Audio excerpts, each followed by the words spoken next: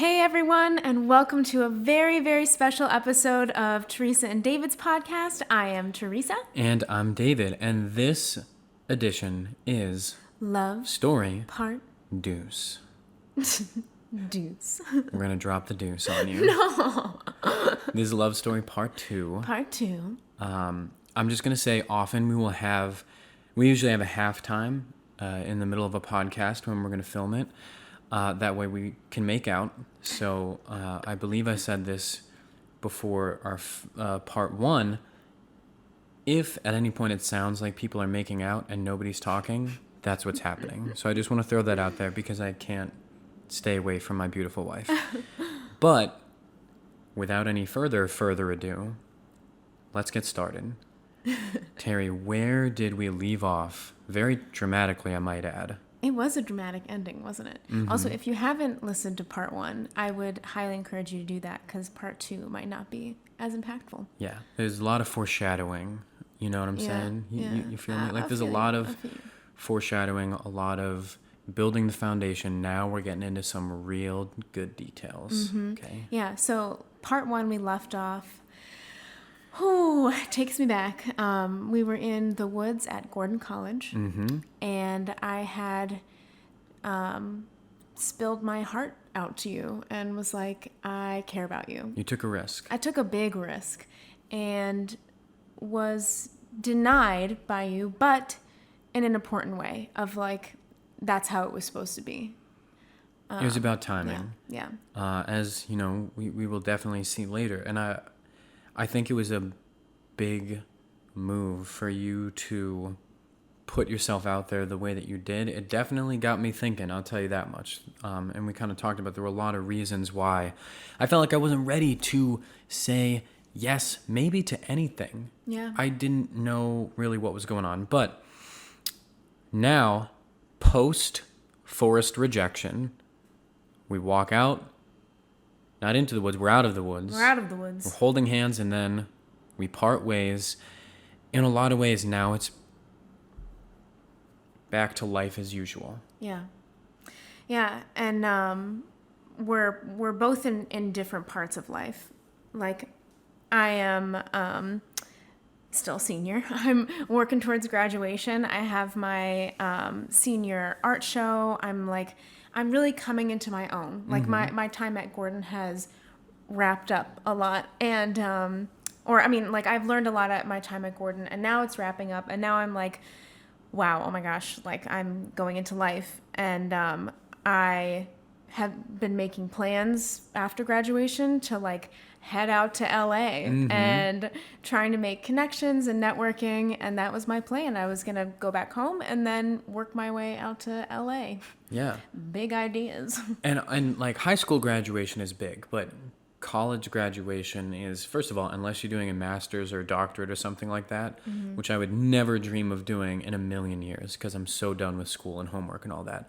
But unless you're doing even higher education, this is kind of it. Like now it's, you know, put up or shut up, real world time. Yeah. It's the end of your academic journey, but also for you, there was this artistic journey that you got to that was so important to you. And that was really represented with your senior show, which was so awesome. It was a piece called The Art of Movement. I just want to give a little shout out to that because you went to Italy and you were like, you know what, I am an artist and I could just kind of do what I want. And you had all of these big things going on. And it was so important that we didn't start our relationship right at the finish line because then you would have been wrapped up in this new thing and it would have taken away from the friendships you had made and your own individual journey. So, yeah, I'm just emphasizing that's that. The timing. The timing was right. Yeah. So now we're still friends as all this is going on, and I'm, you know, there for you, you're there for me. It's a friendship thing, but we've kind of said, I said, not gonna happen. Right. So we're both trying to move on in those ways. And I was still very much, I'm a type of person who I live in what's happening right now. The immediate of what's happening is where all of my attention is. I'm not much of a planner often in general, and I was working at this concrete company. I was just being the best concrete carving, shoveling person I could be. That's where my head was. But at the same time, I had kind of a vague concept of not exactly when, but feeling like, I have some friends that are in New York. I think eventually that's where I will end up. I studied theater. I think New York is where I will end up. You had your heart set on LA, and I had said no to us being together, so it pretty much seemed like that's a wrap. Yeah. I love, and that's very cinematic. So at my graduation, my family came in and everything for graduation, and you gave me a very special gift at graduation. I did, yeah. You did. And we actually were just talking about this very recently. Neither one of us, of the 5 love languages, I recommend that people read that, or at least familiarize yourself with the concept of the 5 love languages. Gift giving is kind of towards the bottom for both of us. Yeah. But I felt like I wanted to give you something special. I knew how much you love taking pictures, and so I gave you a picture frame that you could, because again, I'm thinking you're gonna go back to Minnesota, and then who knows beyond after that, but it's gonna be not us together. And we performed together, and we had this connection. We would always say like, hey, well, I'll see you on the red carpet. One of us will get there first. We're like Kate and Leo, right? Yeah. Winslet and DiCaprio, if you didn't get Yeah. we're referring to. And so we not only was it the picture frame, but also I was going to have one of my friends who had a nice camera take photographs of us to put in the picture frame. That's the gift. To commemorate our friendship and our friendiversary, friendiversary photo shoot.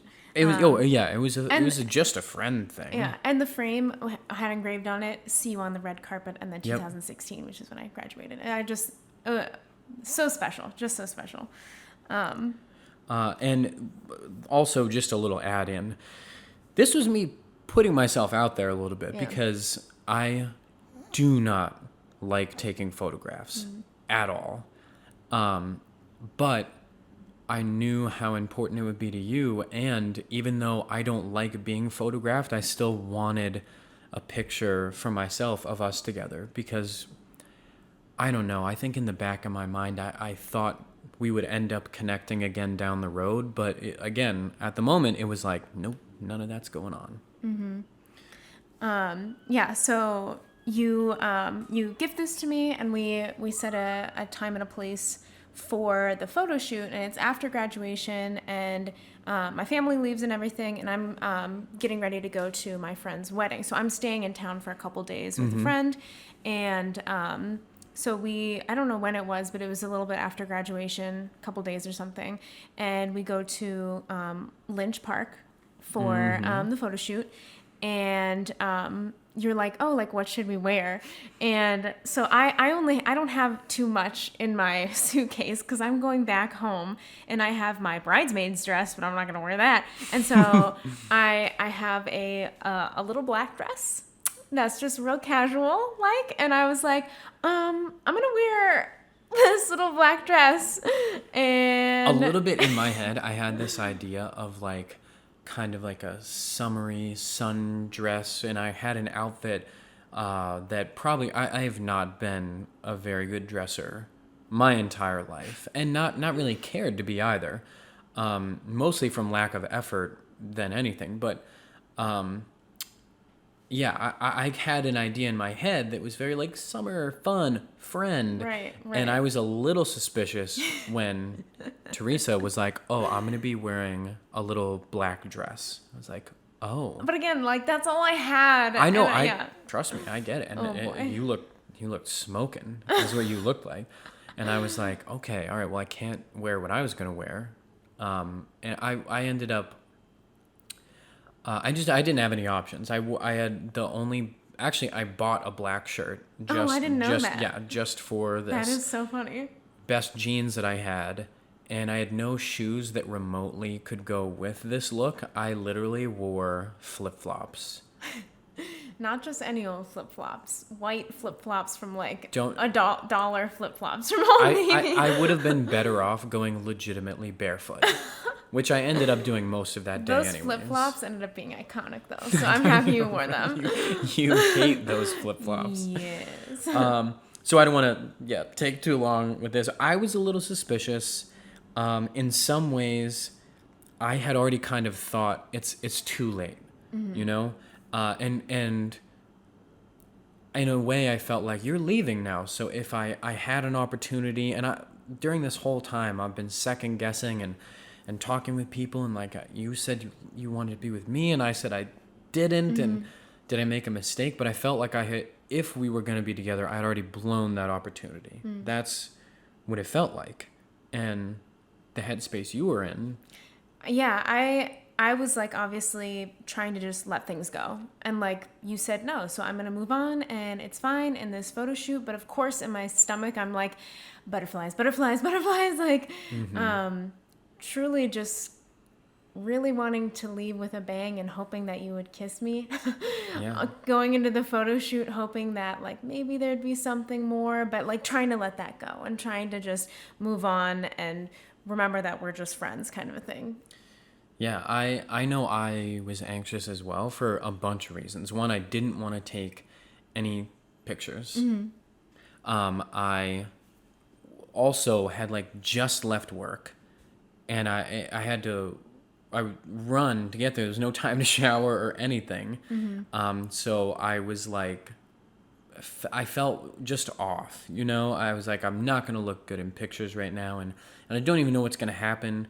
And it was so hot. I get so hot and sweaty, and I'm wearing jeans, you know, and it was so hot that day, and I was already sweaty from work, and I was like, oh my gosh, this is going to go terribly.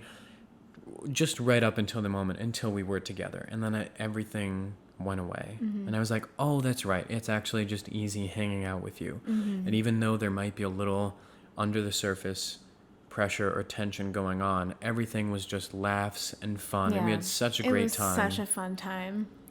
We were doing like pictures with you on my back and stuff. Yeah. And walking down the beach. Yeah, we should definitely post some of these pictures. Yeah. And my friend Andy, who was taking these photographs, I had made it very clear to him this is just a friend photo shoot. And he kind of pulled me aside for a second when we were in the Rose Garden in Lynch Park, and he was like, bro, are you sure this is just a friend thing? It seems pretty intimate. And I was now at that point I'm like, I don't know. It was definitely more than a friend photo shoot. And it went great. Yeah. And it was easy. And that's I know a lot of people would probably just be like, grow up, but for whatever reason, taking photographs has always been something that has made me feel so anxious, but it has been very easy with you. And I loved every one of those pictures, regardless of how I felt like I looked in it. I just like seeing us together. Yeah, it's crazy to think that how much I know you now and how little I knew you back then, and being like, oh my gosh, like just how much you did put out there for me was really nice. Yeah, it went great. And then the plan at the time was to drive you back to your friend's place, right? Yep, to my friend's place, but excuse me. But that didn't happen, did it? No, we were like, why does the night need to end? You know, you were like, hey, let's get some dinner. Getting hungry, right? Friends eat together all the time. They go out to dinner together. So we had an excellent dinner. Went great. Yeah.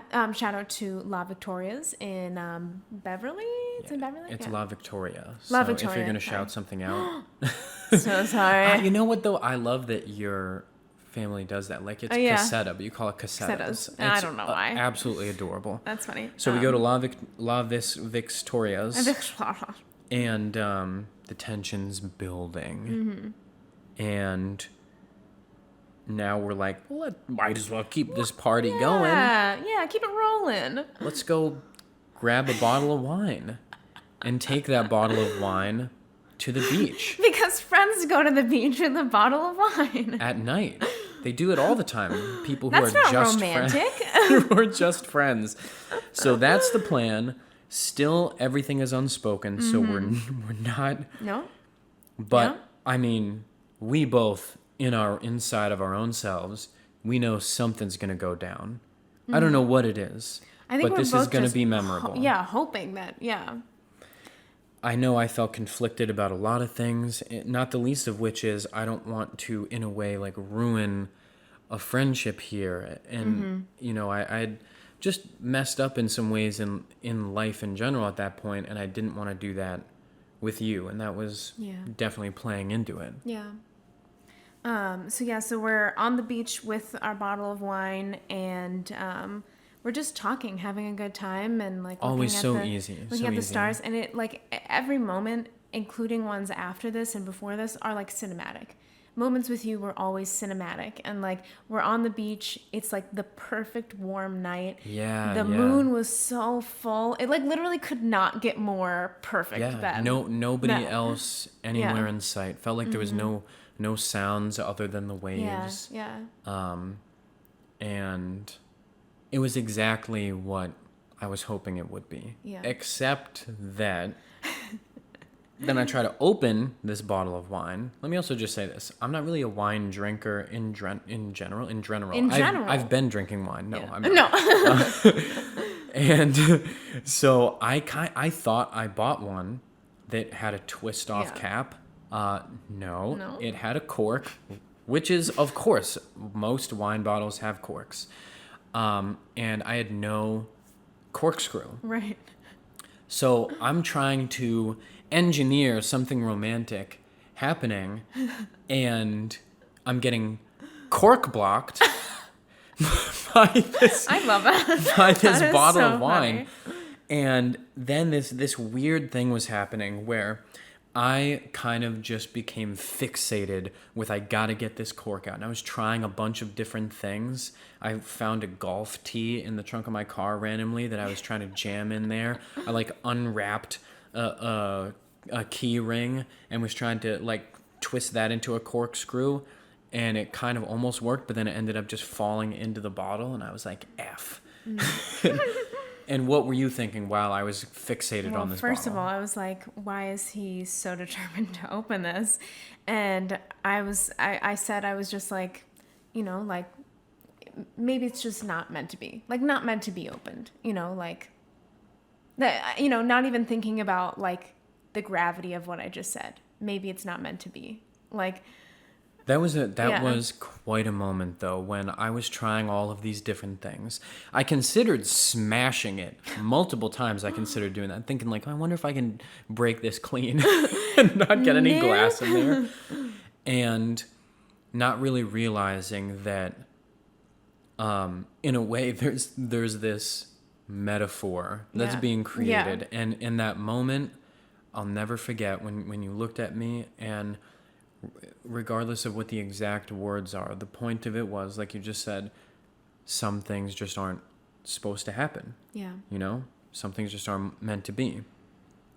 And I was like, whoa, that's deep, dude. And it felt like, in a way, and I know this is weird, but it felt like if I can't get this open, then we can't. Like, nothing can happen tonight, which is odd, but for some reason that's how I felt. And not like superstitiously, but more like when you said that, I was like, man, am I trying to make something happen that isn't supposed to happen? And then I had this idea to actually, oddly enough, use my belt buckle to pry the cork out. And... it was actually super easy. I'd been trying for maybe 30 straight minutes to open this stupid bottle of wine, and then it was just easy. And then I said, then it was my turn for my line. None of this scripted. Right. None of this conscious either. I said, sometimes you just have to wait for the right timing. And both of those lines, some things aren't meant to be, and wait for the right timing, sound... cliche. Yeah. But to me, that's only if someone sits down and writes it. This happened organically. Right. It just came from the truth of that moment, and all of a sudden, I was no longer fixated on this bottle of wine. I got it open, and then I was really making eye contact with you now. I was like, whoa, something's about to go down.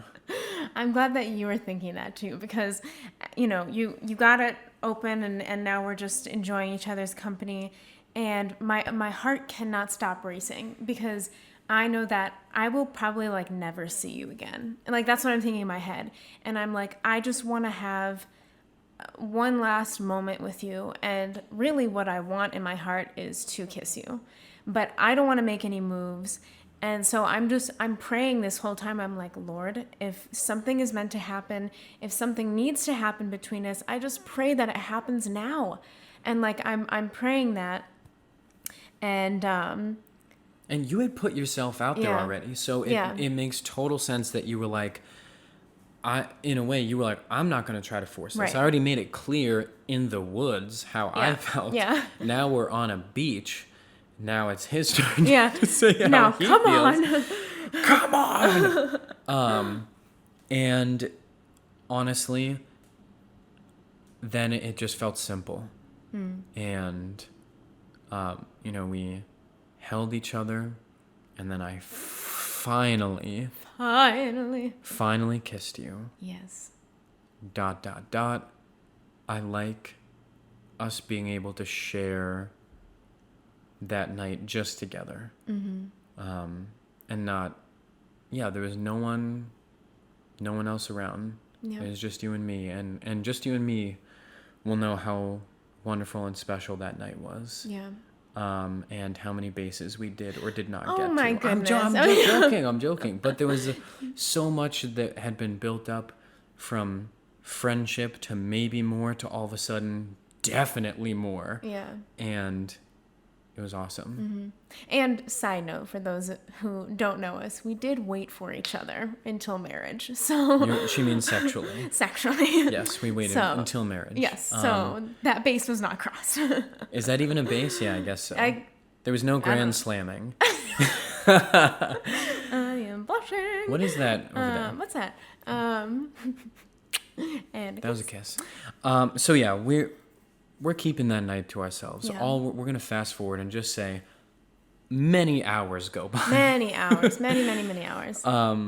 And we're back in my car because I'm gonna drive you back to where you were staying. And I played the song that we danced to together. Yeah. And it just felt like it felt right. And I'm just like reliving the depth of this moment, because it was like we kissed, and people kiss for the first time, but there was this gravity of like oh my gosh, like it's you. Like I've known David, we've been friends, but my eyes have been open to like, oh my gosh, all this time is building up to like, it's you. It's you who's been in my life, and you who I'm feeling things for. And I'm going to start getting emotional, but no, I'm not.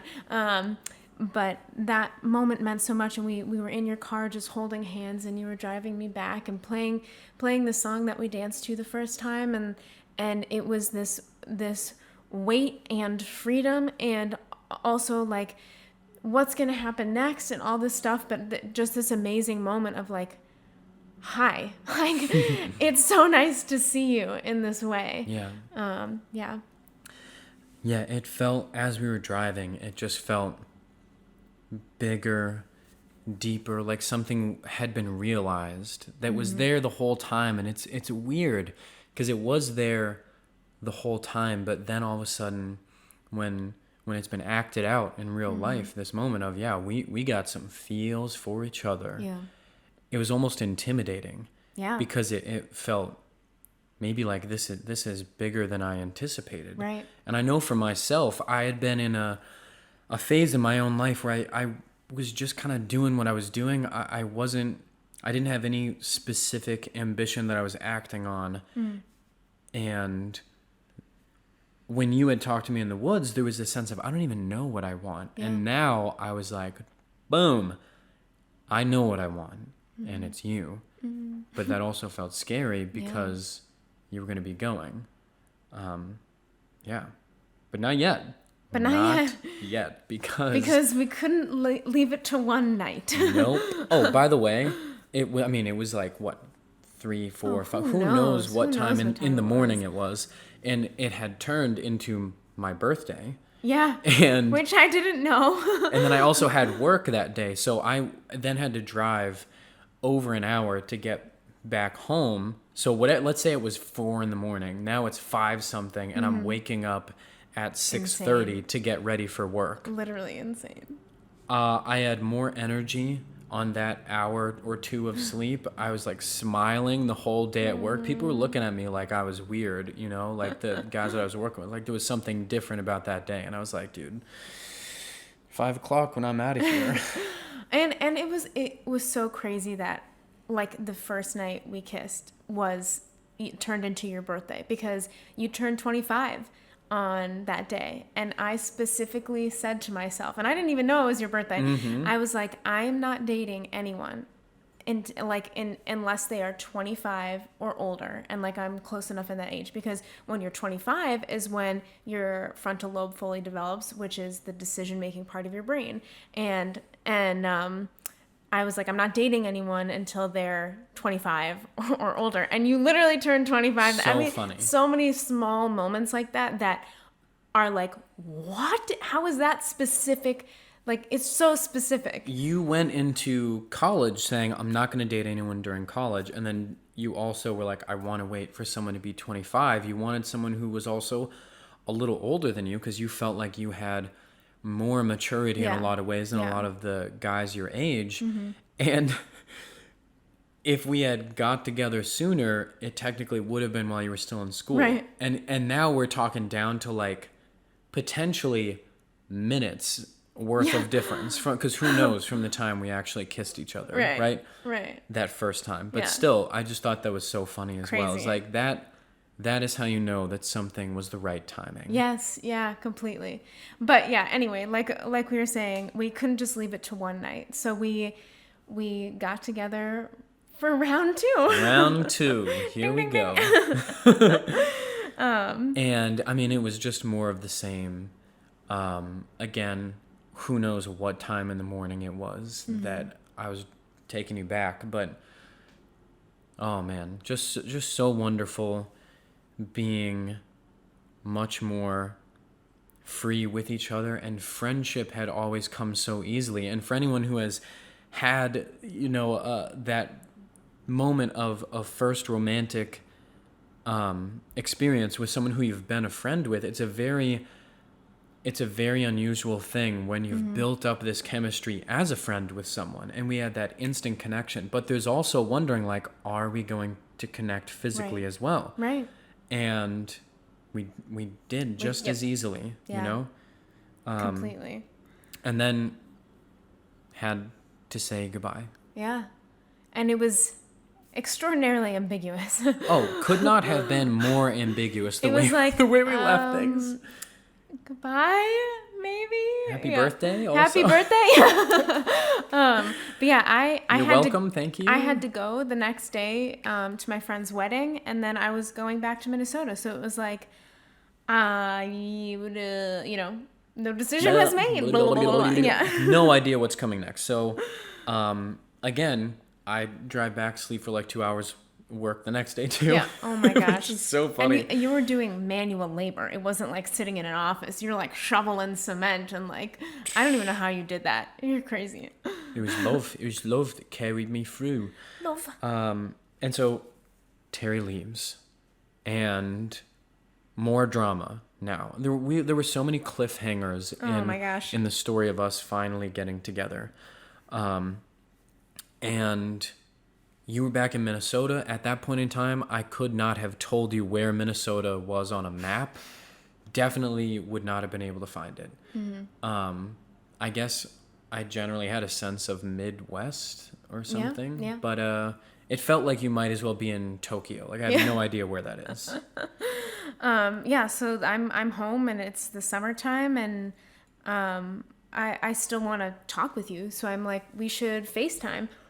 And that was actually kind of tough for you, the FaceTiming.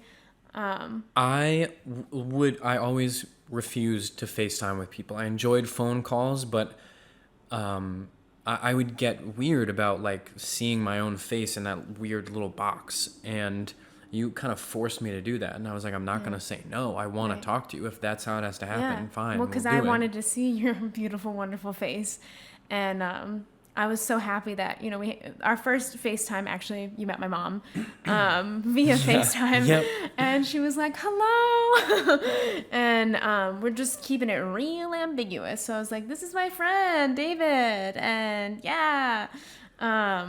friends who are still catching up a lot. And this was at the beginning of the summer. You were just moving back home, trying to establish what is life going to be like here before whatever comes next. Yeah, and living at home with my parents in a 2-bedroom apartment in which I was living in the living room on a pull-out couch. I love you, parents, if you're listening to this. Listen, I've lived the couch life too. Yeah. It's a good life. No privacy, so I'm FaceTiming you like in the bathroom and on the balcony and like all the places I can find. We still have that couch. Yes, we do. And yeah, so we'll kind of fast track through the summer here. We're FaceTiming every now and then. I send you a love letter. I think it's not necessarily completely explicit, but that's definitely what it was. It was a letter. And by the way, I have terrible handwriting. It probably took me 4 or 5 times of physically writing it out before I was satisfied to actually put it in the bottle of wine that we had on the beach. Yes. To send it to you. Yes. That's, I mean, come on, that's letter pretty good. In a bottle. That's pretty good. Yeah. I get this gift, and I'm opening it. My mom's watching, and she's like, "What's this?" And I'm like, "It's nothing. Like, we're still just friends." Like, really trying to push my feelings aside, trying not to like read too far into this amazing letter in a bottle. And yeah, so I kind of just like don't think about it. I don't think too far into it. Yeah, not even enough to send a letter back to me. So now I felt like, and by the way, I'm, if I jokingly complain, it's not real. It's not actually how I feel, because I made you wait a long time, and you had to be patient, and you showed me so clearly that you cared about me first before yourself. And so I kind of was hoping to get a letter back. That didn't quite happen, and there were little moments of like, again, everything's ambiguous. I kind of just unilaterally decided that I was going to change my Facebook profile picture. Now listen, for probably your average person, this already would be a big deal if you're not in a defined relationship with someone and you take a pretty romantic looking photograph of the two of you and make it your profile picture. Multiply that by 10 for me, because I almost never go on Facebook. So for there to be any change feels even bigger. Yeah. So you took one of the pictures that we took on our photo shoot together, our friendiversary photo shoot, and it was I'm just gonna say it looked like an engagement photo. That's what it looked like. The whole photo shoot looked like an engagement photo. So when you posted that on Facebook, I was very like social media, whatever. I got so many messages, texts, like everything of people being like, "Are you dating David Alvarado? Like, did you get engaged? Like, congratulations!" Like all this stuff, and I am like literally freaking out. I am freaking out. I'm like, what is happening? What is happening? And so I feel bad about this, but I text you. I'm like, can you take that down? Like, can you take down that picture? I'm so sorry, but like, yeah. Woo, I'm like already freaking out. Yeah, that was a gut shot. I was like, and whoa, that was a big moment, because just like you had opportunities in the past to get some level of rejection and then say, all right, forget it, or I still feel the way that I feel, I still was realizing, no, I definitely want to be with you, but now I kind of have to change my expectations a little. And even if we are going to end up being together, it's not going to be now. So I had to kind of readjust, reevaluate. The summer is still going by. I just kind of had my mind on other things.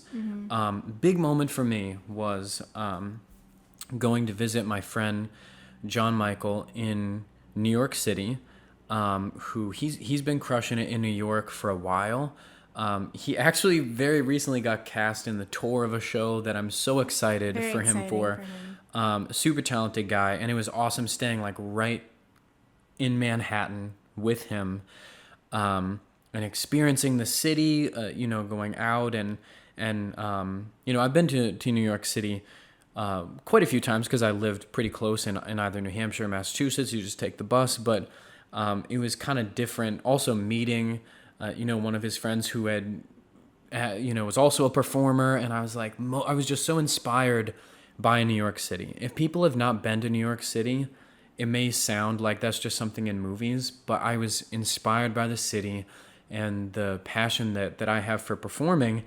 And it was a big jolt to kind of wake me up to like, wow, look at these people that are just chasing their dreams, and I'm still just doing what I am doing, working at this place that it's not like, oh, it was a terrible job. It's more like it just wasn't what I wanted to do. It was what Far from what you wanted to do. Yeah. It was what I happened to be doing. Right. And if you are just doing something that you happen to be doing, I strongly suggest you at least take a hard look into what do you want to be able to do, because life is short. Yeah. And Good advice. and that was another just like, man, I think I'm going to end up moving to New York because what I want to do is performing, but then there was also this other thing floating out there, like there's also a person that I want to do all of that with, but you were still in Minnesota. Yeah.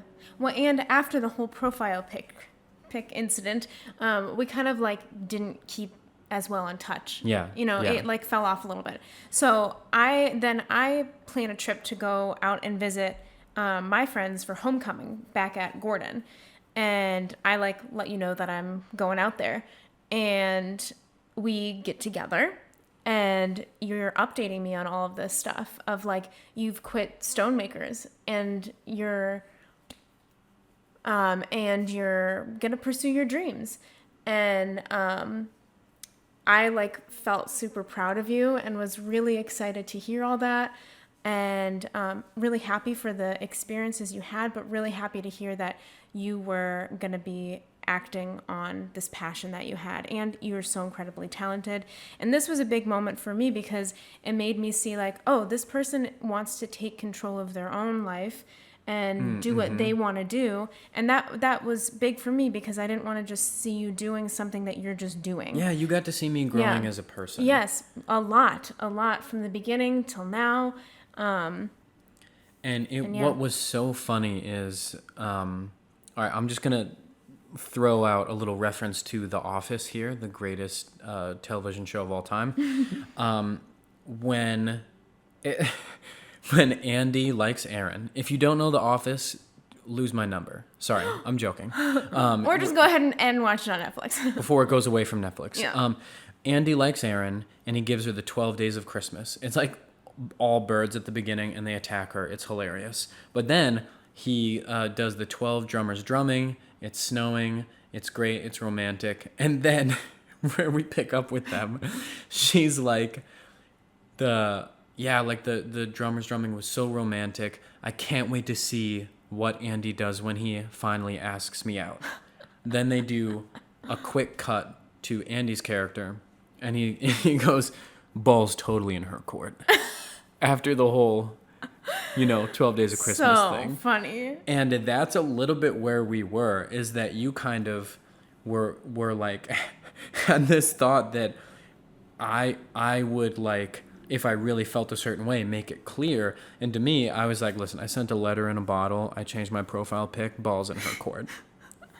So I was waiting for you, and you were waiting for me. And I was waiting for you because like nothing explicit had been said, and I think, of course. and in that trip at homecoming, I was like, like, what are we doing? And I don't know how, again, we left everything so ambiguous. Well, we It was definitely so funny. did a lot of making out still. Yeah, we did. Yeah. And Like, now, well, I can't resist you. for sure, but it was now getting to the point where that's great, but also we need to know what is going on Yeah. after that. And it was like, all right, what do we have? We have years of just being friends, and then 3 nights of being more than friends. In total. And we're long distance, so what in the world Right. does that mean? Right. Now, it all is going to come crashing together because after we talked on the phone, once you were back in Minnesota, I decided I wanted to come visit you and just try to explore what it would be like staying closer connected. If that sounds vague, it still was. It is vague. But now we get down to another big moment. I'm just going to kick this to Terry right now. All right. Well, so this part is very interesting Come on, and you got embarrassing. it. Okay. So yes, we decided it would be great for David to come out and visit so we can, even just be in another context too, in a different state and where I'm from. So, we decide you're going to come out and visit, and I talked to my mom about it because my mom is my best friend, one of my best friends. David's my best friend. My mom has been a lifelong friend, and I run everything by her. And sorry, it's just so funny. Like this whole part is so funny.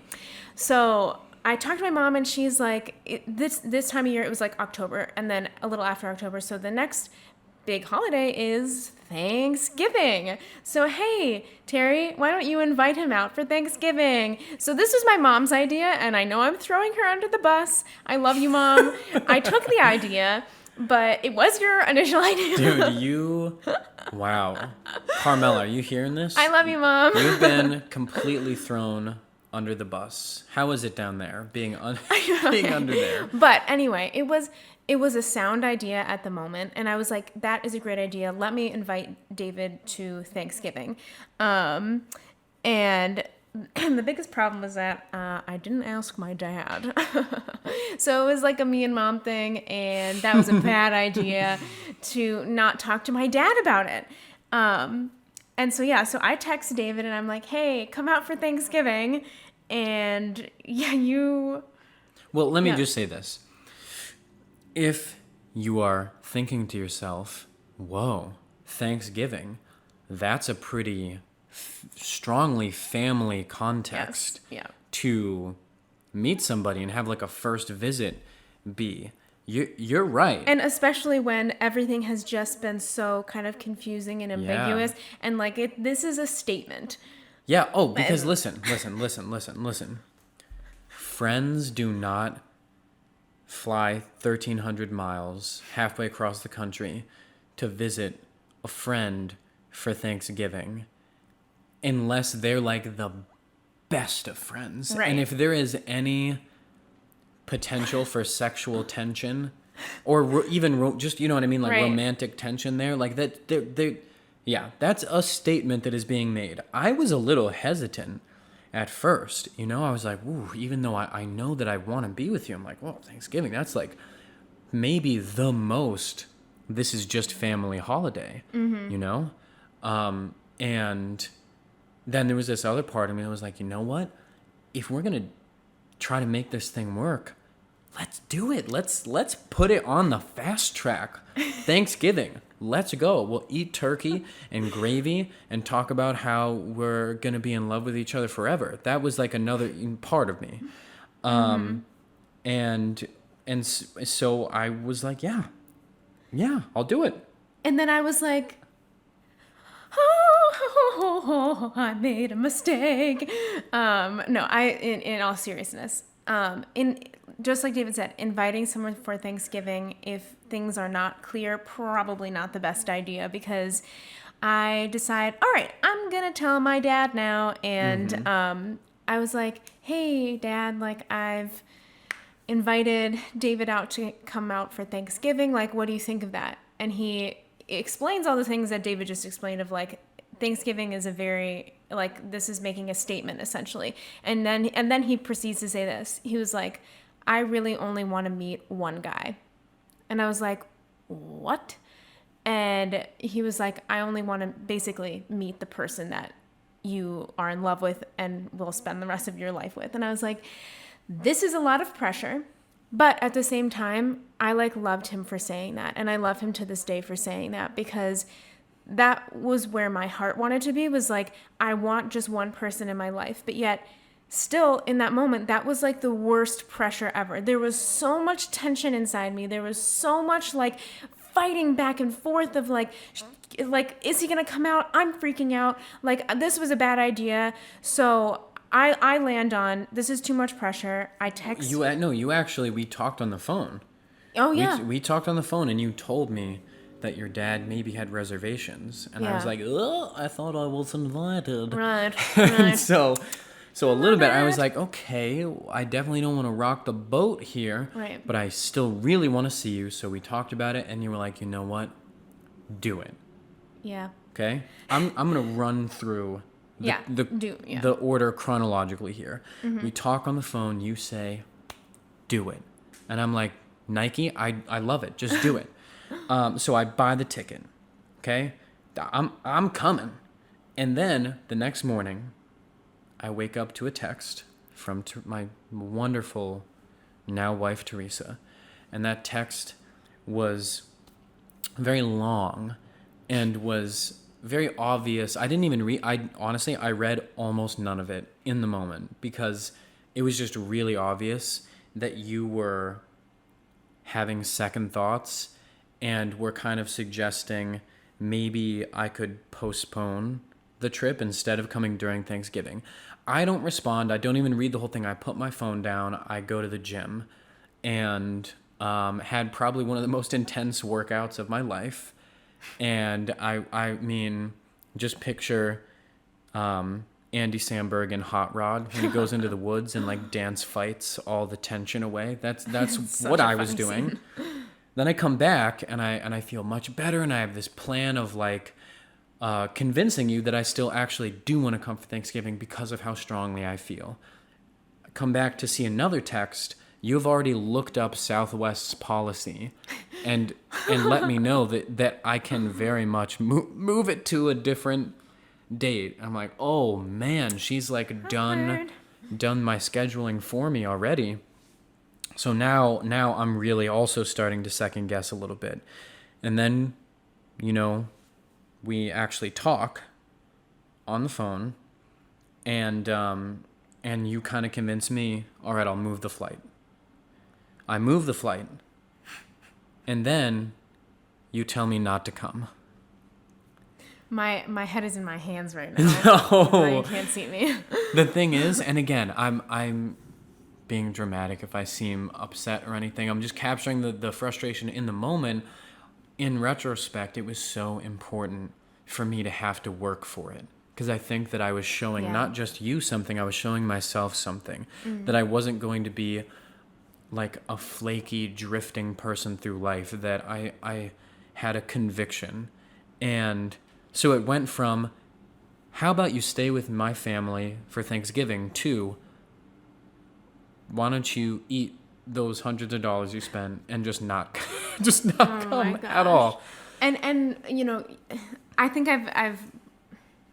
I've explained it well enough, but like, I feel like a lot of girls will resonate with this, and I've had conversations with girlfriends of like the difficulty of realizing your feelings and like literally fighting against yourself. And this was like very torturous for me to be like, I'm like him, I don't know, I have the pressure, and now I invited him, and now I don't want him to come. And so it's not just like this like flippy floppy whatever, it's like a real battle within me trying to figure out how I feel. Yeah. And it was not because of exactly like you just said. It wasn't about you like being a flaky person. It was about you feeling so strongly, but also in so many different ways. Right. And there's so much to take into account. Your family, how you feel about me, how I feel about this. We're long distance. You also have these ambitions still, and is this the the right timing? All of these things.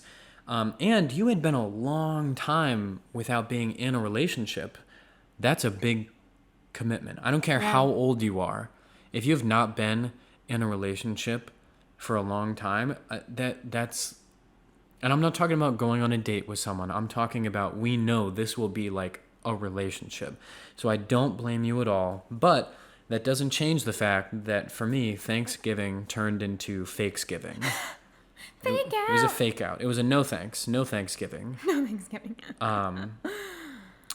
And, and I was like, okay, I changed my flight. I'm still coming though. Like, you are not going to keep me out of Minnesota. I need to find where it is on a map, and then I'm going to come. You're not keeping me out of Minnesota. And I had another friend who lives in Minnesota, and so I was like, I'm going to stay with them, and if you want to see me, you can see me. But I'll be here during that same time that we talked about. Boom. I wasn't going to take no for an answer. But obviously, expectations still changed dramatically. Right. You know, from like, I'm going to be having cranberry sauce with your family to I might get to see you at all. At all.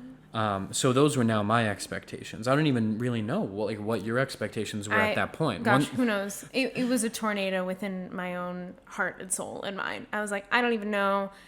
I think part of me was probably relieved that like you still were going to come, because if you would have been like, fine, I'm not coming, I think I just would have given up and like tried to really push those feelings for you away. But the fact that you were still coming, I was like very, very nervous and still not sure like what my heart was trying to tell me. But I was like, you know what, if he's still coming, I still want to see him. And you know what, like if you're going to be here, you should at least meet my parents. So we plan a time to like see each other with your friends. Yeah, with my friend who lives in Minnesota and her friend. And so what's actually really funny is now the four of us are all there. Yeah. And we're all just bunch of friends. What is hilarious, I have to cut to the chase here, is that now you and me are married. And the two of them are also married. Yeah. But at that point in time, it was like, we're all just friends now. Nothing to see here. We're all just friends. Yeah. So we're sitting like we went out for dinner that night. And Astor Cafe. At Astor Cafe. Love it. St. Anthony, Maine in Minneapolis. And I see, so I get there a little bit early, and then I see David walk in. And at this point, before he walks in, I'm like, I am just going to not feel anything, you know, or I'm just going to let myself just feel whatever. So if he walks in and I feel something, okay, fine. I really hope I don't. I really, really hope that I'm just like, oh yeah, it's David. Good to see him. And he walks in to the restaurant and I'm like, oh, that is the handsomest man I have ever seen in my life. And I am head over heels. And now I'm frustrated with myself.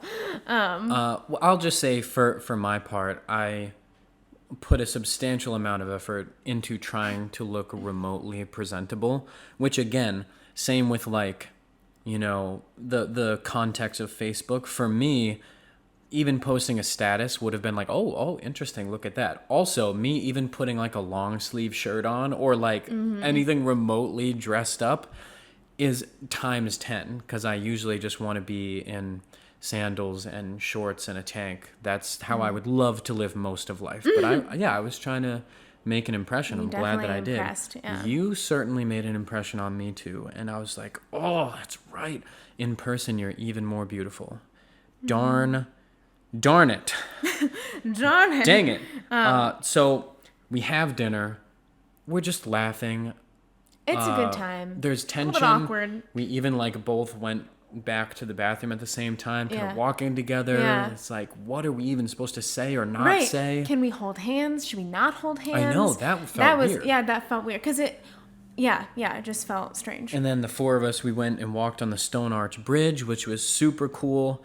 It was awesome. And I was just going to say, in that moment and seeing you, I felt like I was in a relationship with you. Like, I think because of everything we had gone through and how much I actually did, like, love you without knowing that it was love.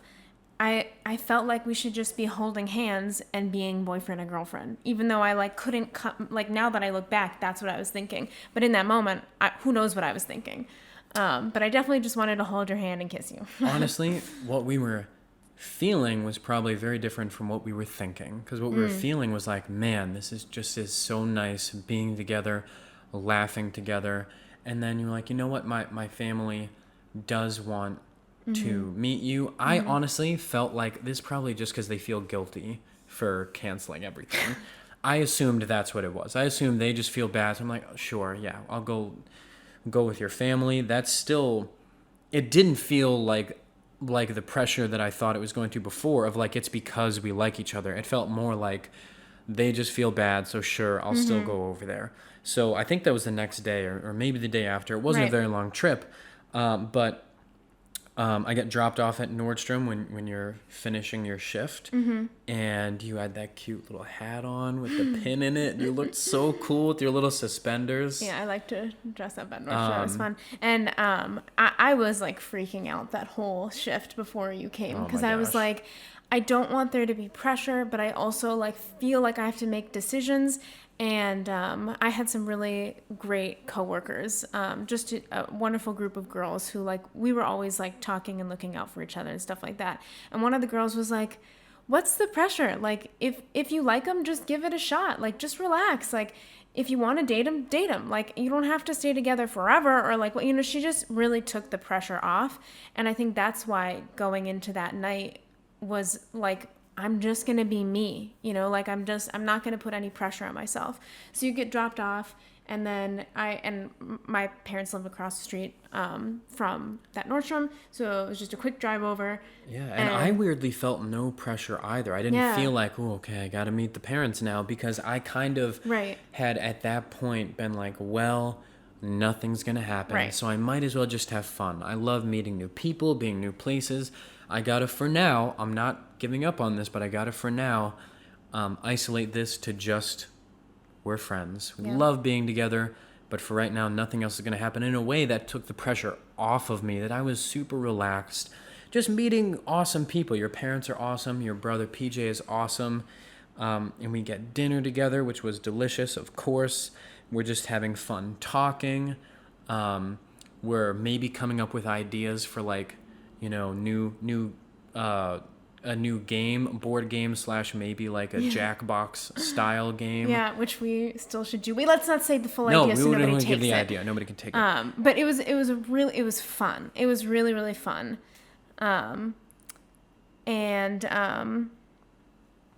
Oh yeah, and what was really fun is that my family loves music, and my little brother PJ plays the cello. He's actually so talented, you guys. It's so sweet. So he wants to break out the cello, and David's playing too. We're all playing an instrument, and I get to play a little song that I learned on the cello. Oh, dude, yeah. Talk about knocking my socks right off. I already knew how talented you were, but then you bust out the cello and you play, what is it? It's probably the most famous cello piece. I forget. Bach Cello Suite. I forget which number, but it's really well known.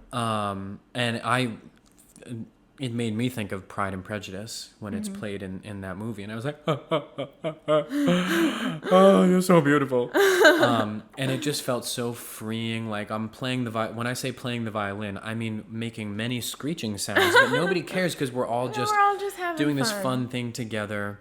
And then I loved every time PJ was like, yeah, we take a bow. Yeah, PJ loves taking bows, so he loves applause, and we all bow, and just super sweet. Like, I think you even played a song on the piano or something, so it was just a good time with my family. And also, PJ was I was a little nervous to meet PJ, because I had never experienced meeting someone with Down syndrome before. And I was like, I want to connect with your brother, but even separated from my relationship with you, I also was like, I don't know, I don't want to act like in a way that I shouldn't be, but everything was just so easy. Yeah, And it was easy. That's he's a the good word. coolest little guy, He and is. he and I definitely connected right away. Yeah. And that side meant note, a lot to he me. like freaking loves you. You're like his number one, even over me. No, Darn you. no, I love PJ.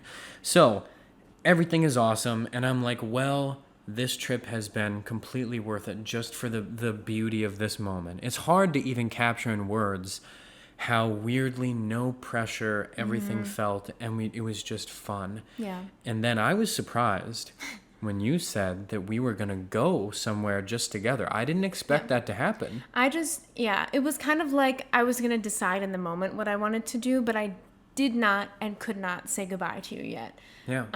I just needed more time with you. So I decided that we would go downtown. I forget the name of the place that I took you, but just like a little, really small restaurant. It was somewhere we just wandered into. And it was pretty late, so we were just like going to get some drinks and apps and stuff. And they had like really pretty like candles. It was very like romantic. It was, of course. It was very romantic. Yeah. Unintentional, because I had never been there.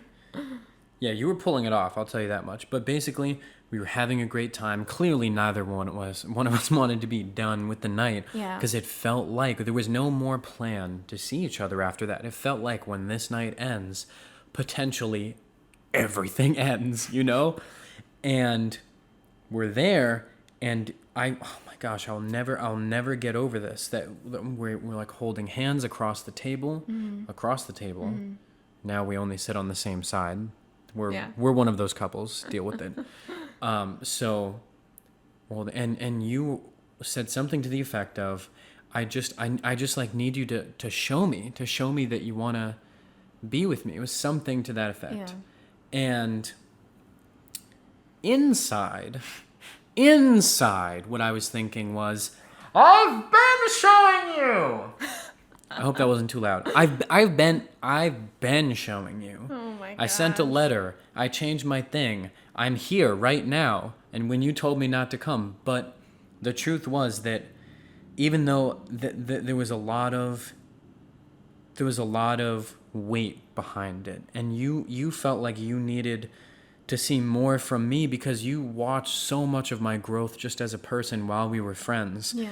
And I kind of got to the same point that you had got to, which was like, I can't, and this is what I told you, I can't force you. Yeah. I want to be with you, but that doesn't mean I can make up your mind for you. Yeah. That's got to come from you. Mm-hmm. And decision making. Oh my gosh. I'm not good at that. But there was so much tension at that restaurant, and like holding hands and feeling like there's just so much still unsaid, but like I know that we both feel the same way. And so we left the restaurant. Still no answers. Yeah. I know for myself, I was like, in my own head, I didn't say this out loud, but like, I'm willing to wait. I'm not going to try to force everything. I'm not going to smash the bottle open, right? I'm going to wait for the right time. Mm-hmm. And then it's snowing, and we're walking together, and we're kissing. I couldn't not kiss you. And part of me was like, wait, but I'm starting, like, part of me wants to start asking questions, and then the other part of me is like, you shut your mouth right now. Don't ruin this. And then next thing we know, you're driving me back. Yep. And it's like, we're going to say goodbye. And you left. And that's it, guys. That's the end of the story. I'm just kidding. And we never saw each other again. Oh, hello. So I drove you back to where you were staying, and I went home afterwards and laid in my pull-out bed and could not put my finger on feelings. I felt sad. I felt heartbroken and confused and definitely cried a little. I felt so many things. I'll say for myself, and this, by the way, this is not good. I'm not like proud of this. And this is something you have helped me a lot with just in general in life, is I used to drink a lot more alcohol than I do now. And that could be a whole many hours worth of stuff of our journey together. But that night I drank for sure a full bottle of wine myself. And I was like, well, I gave it the good old college try. I just got to keep waiting now. And I don't know if we should pick up with you or me. I think we should pick up with me. Okay, hit me. Because so we're both now in our separate places, and we're both feeling like this heaviness. And I wake up the next morning, and it's a Sunday morning, beautiful, like had just snowed, fresh, scene. And I'm in the living room of a very small apartment, and my mom and dad walk out, and my mom goes, "So where's David today? What's he doing? Where is he?" And I was like, well, I mean, I don't know. He's going to leave tomorrow. And I'm like just very depressed sounding. And my mom is, again, like one of my best friends. And she's never stern. And she goes, "Theresa Antonia, if you don't go pick up that boy and bring him to church with us, you are going to be missing out on," like, I forget what she said, but it was like the opportunity of a life, or like the love of your life, or whatever it was. But it just hit me. And she was like, "Papa and I talked about it. We think that he is you in male form. You guys are so similar." And they were like, "We love David." And it was crazy that my dad had said that he had basically not just approved, but had shown that David was the number one guy for me. He was the one guy that my dad wanted to meet. And it was literally, I can't even describe. I hope that everyone has this light bulb moment at some point in their lives. But it was like those red arrows that you see places like pointing to things. It was like ding, ding, ding, ding, ding, ding, all towards David. And it was like a big light bulb went off. And I was like, oh my gosh. Like that push from my parents helped me make the decision that my heart had already made, but my mind was pushing against. And I was like, you're right. And I was like, I can't just go pick him up. And my mom was like, you got to just go now, to pick him up for church. Yeah. It's literally crazy that you just decided, I'm gonna go get him. And now, snap to me, waking up a little groggy. Let me ease into this sad day. And then I look at my phone, which has a blown up. And I'm sure many people understand the anxiety of looking at your phone and seeing missed calls, texts. Like when it's blown up that way, it's like clearly something has happened. I'm not a morning person. I never have that. So I'm like waking up like, well, what? So what you do is you look at the most recent text and forget the other stuff first. You look at the most recent one to know what is going on. And it's a text from Theresa that says, "I'm on my way." And I'm like, what? F. So I start trying to throw everything ready together. And that text had been even 5-10 minutes ago from when I saw it. So I'm trying to throw everything together. I'm very quickly explaining to my friend, cancel all the plans today. Something's happening. Didn't even have time to I don't know if you left a voicemail or read the other text, whatever it was. I was like, I'm getting ready to go. And then all of a sudden you're here and you're in the driveway. Yeah. And I'm running. And I'm sure people understand this with the garage thing. So I open the garage and the thing where you hit close and then you have to race the door. But you can't just run straight through because then your foot trips the sensor and this door will start opening again. So you have to do this awkward jump where you jump over the sensor but keep your head from getting decapitated. So I do the awkward garage jump and it was fresh snow on the ground and it was actively snowing. And when my feet hit the ground, I go careening into you and we smash together into your Jeep Compass and just start laughing. And it was weights lifted, all the pressure gone. We hug each other, kiss each other, joy. And then the happiest words anyone had said to me in my life. I just said, I don't care if it's complicated. I just want to be with you. Boom. Of course, that's so easy. I let's not make it complicated. I just want to be with you. And I was like, boom. And that was big. Boom. I keep saying boom. I decided. And I think this is something that I'll just explain kind of quick of everyone's like, oh, love is like, you'll just know, you'll just know that it's love. But love is complicated and it's a journey. And eventually you have to make a decision. And like, God gives you that option. Like, God can show you everything of like the signs and all the little things. But even with all the things that he's like, hello, like you love him, you still ultimately have to make the decision whether or not to say yes to. And again, we hadn't said love yet, but it was definitely love. That's why it was such a difficult decision to make, because I know we both felt the same thing, that saying yes was bigger than let's go on a date. Yeah. Let's hold hands. It felt like, and I had this sense. I wrote a song about it. I'm not, by the way, a talented songwriter, but I sometimes just feel inspired to do it. And the premise of the song was, if we said yes, then falling in love would be easy. If we said yes. Then, and I just always had that sense. That was over the summer I felt that way. And now, when it was almost like Christmas time, I think we both felt that way. And then you took me to the airport the next day, and we already were like, I'm going to be coming back again to visit. But we had that feeling also from the first night that we kissed, of like, this is bigger, this is deeper, intimidating in a way, but we're not going to let it be complicated this time. We're not going to worry about the distance or any of that. We just know we want to be together.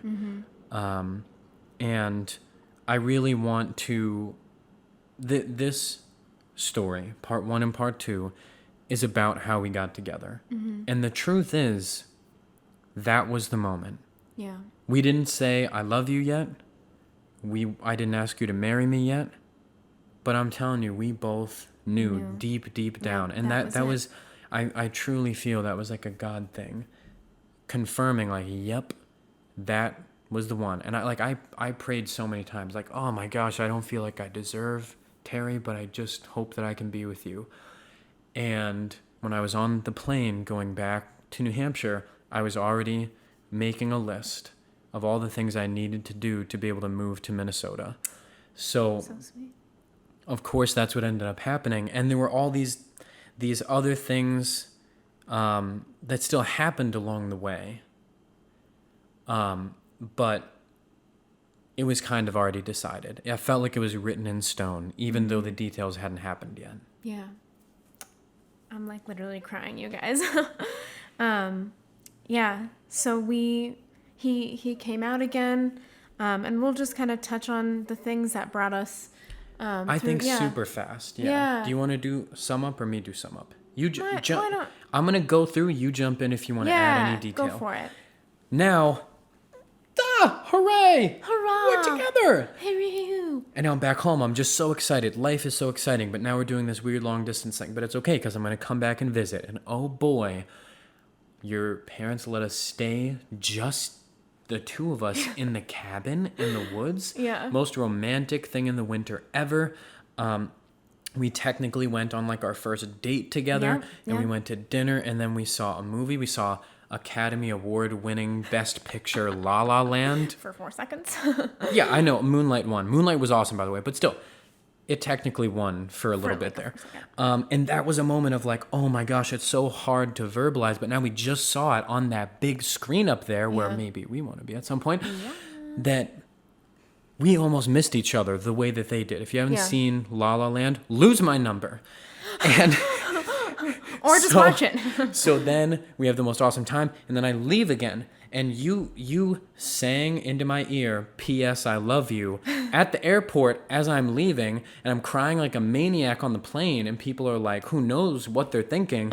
And then we finally said it. We finally said I love you, and then you flew out back East Coast to visit me during Valentine's Day. Oh my gosh, this is just so romantic. This is going to be, I feel like this will have to be a totally separate podcast. For sure. Because it was literally the most amazing Valentine's Day anyone could ever put together for anybody. It was over 24 hours of just planned, beautiful moments. I'm just like insane. So we're going to put that aside for now. Just know that this was also another life-changing time being together.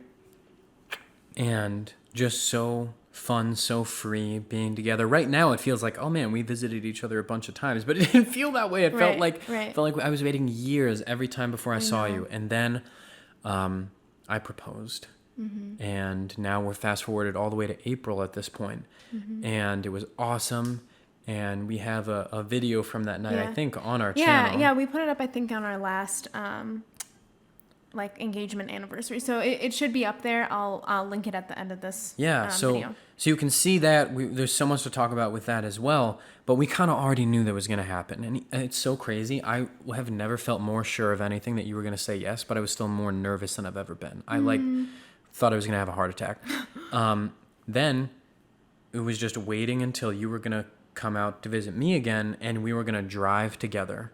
So it was just getting ready to drive together to Minnesota. The most wonderful, wonderful time, just laughing. I love road trips with you. I hope we do them for the rest of our lives. We will. When we started driving, we decided we didn't want to live together until we were married. And we knew the date was going to be in September 4th, 2017. From our engagement, it was like go time. Yeah, it was big go gadget time. And so we were physically driving, and I still had no idea where I was going to stay. Yep, we didn't figure that out until we were I think in maybe Wisconsin. Yeah, maybe Wisconsin. Yeah. We're like, who cares? We said don't make it complicated. That means sleep on the streets, under an overpass, on the Stone Arch Bridge, whatever you want to do. Well, because what was driving us was love. Like the moment that we not only just decided, but then we said, I love you. And that I love you was so powerful. It was like that was driving us right through our marriage. Right off the cliff. Right off the cliff. And we took a leap of faith together. And I cannot emphasize enough how important that is. Yeah. That doing something is infinitely harder than doing nothing. But I don't know. I'm still even thinking back on it at a loss for words sometimes of we were just driven by something very deep inside of us that was connected from the first moment that we saw each other. And we didn't get to realize what that was for years. But we were willing to make that leap together. And that's how we want to continue living, I think, our whole lives. Oh, it's just so beautiful. And we definitely want to just take the end of this very special podcast to say thank you to all of our family and all of our friends who supported us and showed us how much they love us when it might have seemed crazy to other people, how quickly we jumped into it, maybe, whatever. But we just want to say thank you so much to our families and our friends who were right by our side, us crazy kids falling in love. Mm-hmm. Yeah. And where I think we want to be able to end this part, because who knows how many parts eventually there will be of our story. Yeah.